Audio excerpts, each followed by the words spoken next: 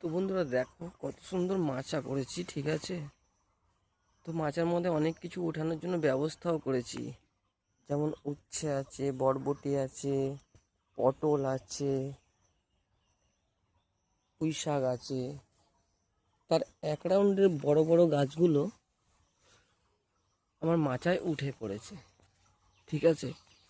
উচ্ছে হচ্ছে, কিন্তু উচ্ছেতে পোকা লেগে যাচ্ছে। ছোট ছোট ছোট ছোট উচ্ছে হচ্ছে, এর ভিতরে পোকা লেগে যাচ্ছে, দেখতে পাচ্ছ। ভাঙলে পরে দেখো পচে গেছে ভিতরে, ঠিক আছে, শক্ত হয়ে গেছে, হার্ড। তোমাদেরকে দেখাচ্ছি, দেখো ছোট ছোট ভিতরে পোকা হয়ে গেছে, দেখো যেরকম এই ছোট্ট একটা এরকম পোকা হয়ে যাচ্ছে। তো লেটেস্ট একটা জিনিস লাগিয়েছি, দেখো তোমরা। এই মাছিটা, এই মাছি এত শয়তানের মাছি যে আমার প্রত্যেকটা ফলের ভিতরে প্রবেশ করে ডিম পেড়ে পুরো নষ্ট করে দিচ্ছে। দেখো এই যে এই সব উচ্ছেগুলো হলদে হলদে হয়ে গেছে, দেখতে পাচ্ছ। এগুলো আর খাওয়াও যাবে না, বড় হবে না। তো দেখো এই হলদে মাছি পুরো ভিতরে ভরে আছে, তোমাদেরকে দেখাই।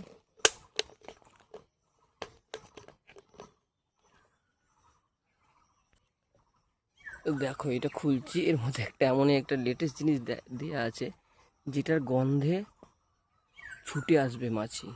তো দেখো কত মাছি, দেখেছো, এত মাছি মরেছে, আমার সব ফসল নষ্ট করে দিচ্ছে। দেখেছো কত মাছি মরে গেছে,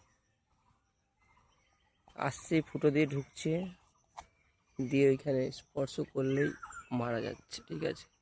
অনেক কিছুই আছে, দেখো বেগুন, লঙ্কা, অনেক কিছু চাষ করেছি, ওল থেকে শুরু করে সব কিছু আছে, দেখছো।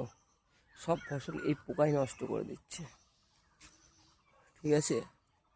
তো কারো যদি লাগে যোগাযোগ করো, অতি অবশ্যই আমার কাছ থেকে পেয়ে যাবে। দেখো গন্ধ শুনে চলে এসেছে, দেখেছো, এই দেখো। ঠিক আছে বন্ধুরা, টাটা। কেমন লাগলো অবশ্যই জানিও।